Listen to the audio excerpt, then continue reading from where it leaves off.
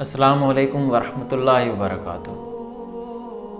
آج آپ کے سامنے اسلام کے ایک ایسے جنگجو بادشاہ کا ذکر کرنے جا رہا ہوں، ایسے بادشاہ کا واقعہ سنانے جا رہا ہوں جو کہ اسلام کا ایک فاتح بادشاہ ہے، اور اس نے اسلام کے لیے کافی ساری فتوحات کی ہیں جن کی وجہ سے اسلام کو بہت زیادہ کامیابی ملی ہے۔ جی ہاں، سلطان محمود غزنوی کا شمار اسلام کے فاتح جنگجو بادشاہوں میں سے ہوتا ہے۔ وہ اسلام کے بہت بڑے فاتح بادشاہ تھے جنہوں نے اسلام کے لیے بہت ساری فتوحات کی، اور ماشاءاللہ ان میں سے اکثر جنگوں میں انہیں کامیابی حاصل ہوئی۔ تو واقعہ یہ ہے کہ سلطان محمود غزنوی فتوحات در فتوحات کرتے جا رہے تھے۔ جن کے ساتھ جنگ لڑتے تھے وہ ہندو تھے، تو ہندوؤں کے ساتھ وہ جنگ لڑنے کے بعد وہ علاقہ فتح کر لیتے۔ تو اس کے بعد جو اس علاقے میں ہندوؤں کا مندر ہوتا، ان کے یہ سمجھیں کہ قوانین اور اصولوں میں سے یہ ایک اصول تھا کہ وہ وہاں پہ جو مندر تھا اس کو گرا دیتے تھے اور سارے مندر میں موجود بتوں کو توڑ دیتے تھے۔ یہ سلطان محمود غزنوی اور اس کے لشکر میں موجود تمام سپاہیوں کا ایک اصول بنا ہوا تھا۔ تو ایسے فتوحات ہوتی گئیں، وہ آگے بڑھتے گئے، تو آگے جا کر وہ ہندوؤں کے ایک بہت بڑے مندر سومناتھ پہ پہنچ گئے۔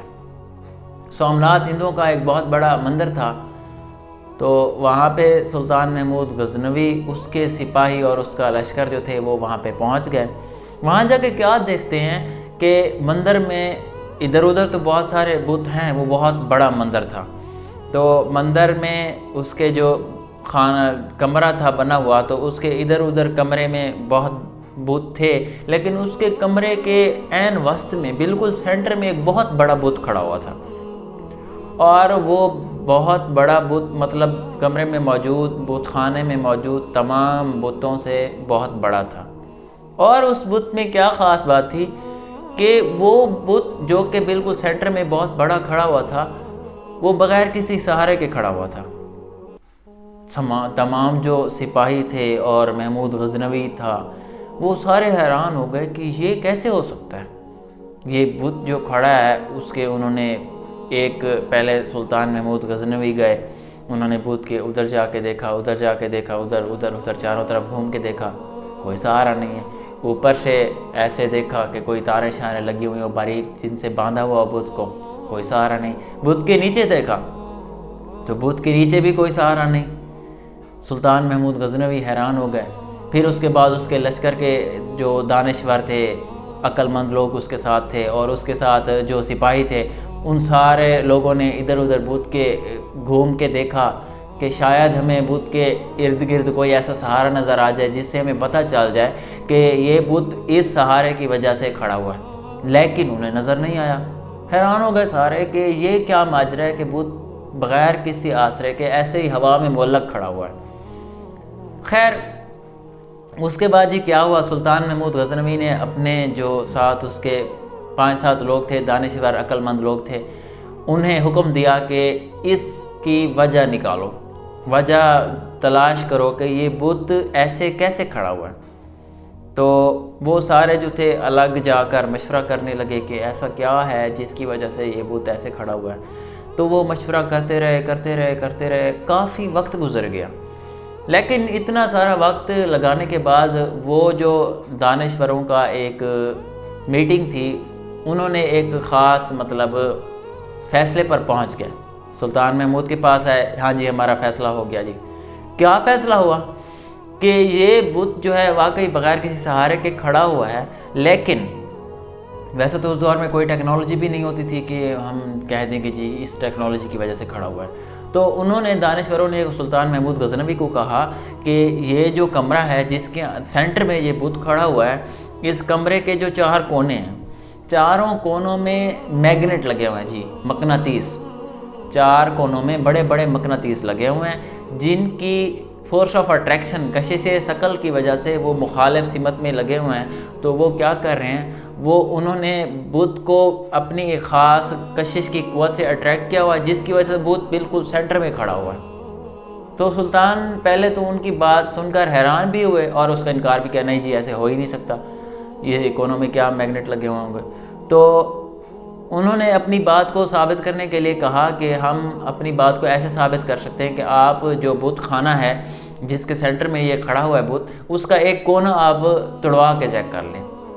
تو سلطان محمود کو یہ بات پسند آئی، تو ان کے ساتھ کافی تعداد میں سپاہیوں کا لشکر تھا، تو انہوں نے ایک کہنے کی دیر تھی، حکم ہوا اور انہوں نے جی اس کا کونا توڑ دیا مندر کا، بت خانے کا۔ تو جو ہی بت خانے کا وہ جو کونا ٹوٹا، اس کی آخری اینٹ گری اور وہ بت دھڑام سے نیچے گر گیا۔ تو ان دانشوروں کی بات جو تھی وہ سچی ثابت ہوئی کہ واقعی اس کے کونے میں ایک میگنیٹ تھا۔ تو ویسے تو 3 میگنیٹ کھڑے تھے، لیکن جو ہی ایک میگنیٹ نیچے گرا تو اس کی فورس آف اٹریکشن جو تھی اس کا سارا خاتمہ ہو گیا، جو انہوں نے بیلنس بنایا ہوا تھا مقناطیسوں نے، تو کیا ہوا، وہ بت نیچے گر گیا۔ تو اصول کے مطابق سلطان کے جو سپاہی تھے وہ اس بت کو توڑنے کے لیے آگے بھاگے، جو ہی جس کے ہاتھ میں جو چیز تھی، تلوار تھی، نیزے تھے، کلہاڑیاں تھی، جو بھی انہوں نے اس وقت کے اوزار اٹھائے ہوئے تھے، تو جو ہی وہ ایسے مارنے لگے، ادھر سے وہ بت خانے کے جو بڑے بت کے پجاری تھے وہ پہنچ گئے۔ انہوں نے سلطان محمود غزنوی کو ایک ریکویسٹ کی اور کہا کہ برائے مہربانی آپ یہ ہمارا بت نہ توڑیں۔ کیوں نہ توڑیں جی، بس یہ ہمارا بت جو ہے ہمارے لیے بہت امپورٹنٹ ہے، اہم بت ہے، تو آپ اسے نہ توڑیں، ہم اس کے بدلے آپ کو جتنی کہیں گے ہیرے جواہرات، رقم، جو بھی کہیں گے آپ ڈیمانڈ کریں گے ہم آپ کو دے دیں گے۔ پھر سلطان محمود غزنوی جو تھے وہ پریشان ہو گئے کہ یہ پھر کیا ہو گیا۔ پھر انہوں نے مشورہ کیا، اپنے دانشوروں سے دوبارہ مشورہ کیا، تو کچھ لوگوں سے رائے جو لی سلطان محمود غزنوی نے، تو لوگ جو تھے کچھ لوگ رائے دے رہے تھے کہ ٹھیک ہے ہم ان سے پیسے لے لیتے ہیں، ان کا بت نہیں توڑتے، تو ایسے ہمارے جو لشکر ہے اس کا خرچ جو ہے ہمارے پاس نہیں ہے، تو ان کے ہیرے جو ملیں گے ہم اس سے اپنے لشکر کا خرچ پورا کر لیں گے، کیونکہ ہمارے پاس ہمارے ساتھ کافی تعداد میں لوگ ہیں، سپاہی ہیں۔ تو سلطان محمود غزنوی پھر سوچ میں پڑ گئے کہ جی اب کیا کرنا چاہیے۔ تو انہوں نے آخر کار یہ فیصلہ کیا، نہیں جی ہم پیسے نہیں لیتے، ہم بت توڑیں گے۔ اس کی وجہ یہ ہے کہ اگر میں پیسے یا ہیرے جواہرات لے کر بت نہیں توڑتا تو کل کو تاریخ میں لکھا جائے گا کہ سلطان محمود غزنوی بت شکن نہیں تھا، بت فروش تھا۔ کیا بات ہے جی ان کی اس اچھی سوچ پر۔ تو انہوں نے فیصلہ کیا کہ جی ہم نے بت توڑنا ہے۔ تو سلطان محمود غزنوی کا آرڈر ہونا تھا، حکم ہونا تھا، اور سارے سپاہی پھر بھاگ پڑے جی بت توڑنے۔ جو ہی سپاہیوں نے بت توڑا تو بت میں سے ایک خطیر تعداد میں، بہت زیادہ تعداد میں ہیرے جواہرات، سونا چاندی جو بھی تھا، قیمتی مال نکلا، اور اتنا زیادہ مال تھا کہ جتنی وہ بتوں کے پجاری ڈیمانڈ کر رہے تھے اس سے بھی یہ کئی گنا زیادہ مال تھا۔ تو اس مال کو دیکھ کر سلطان محمود غزنوی خوش ہوئے، اور یہ بھی انہوں نے اللہ تعالیٰ کا شکر ادا کیا کہ شکر ہے ہم نے پیسے کی خاطر اپنے ایمان کو نہیں بیچ دیا۔ یہ ایمان بیچنے والی بات ہوئی کہ پیسے لے کر بت کو اگر چھوڑ دیتے تو ان کا ایمان جو تھا وہ خلل آ سکتا تھا۔ انہوں نے اپنی سپاہیوں کے بارے میں سوچا کہ اگر میں نہیں توڑوں گا تو اگلے دور میں جب ہم کسی اور جگہ پہ جائیں فتح کرنے کے لیے، جنگ کرنے کے لیے، تو پھر بھی سپاہیوں کے ذہن میں آئے گا کہ بس ان سے پیسے لے لیتے ہیں اور ہم بت نہیں توڑتے۔ تو یہ ایک ہمارے لیے سبق آموز واقعہ ہے، اور اس واقعہ سے ہمیں یہ سبق ملتا ہے کہ ہم بھی ایسا ہی کریں جیسا کہ سلطان محمود غزنوی نے تاریخ کے اوراق میں ہمیں یہ سبق دے دیا کہ دنیا کی دولت یہ تو آنی جانی چیز ہے، کسی کے پاس کم ہے، کسی کے پاس زیادہ ہے، اور ایک ہی انسان کے پاس کبھی کم ہے کبھی زیادہ ہے۔ دنیا کی دولت جو ہے یہ آنی جانی چیز ہے، لیکن دنیا کی دولت کی خاطر ہم ایمان کی دولت کو نہیں چھوڑ سکتے۔ ایمان کی دولت جو ہے وہ ہمارے لیے بہت زیادہ ضروری ہے۔ دنیا کی دولت کبھی آئے کبھی جائے، ہماری صحت پہ کوئی اتنا اثر نہیں پڑتا جتنا کہ ایمان کی دولت کے کم ہونے سے ہماری صحت پہ اثر پڑتا ہے، کیونکہ یہ جو ایمان کی دولت ہے ہمیں دنیا اور آخرت دونوں میں ہمارے کام آنے والی ہے۔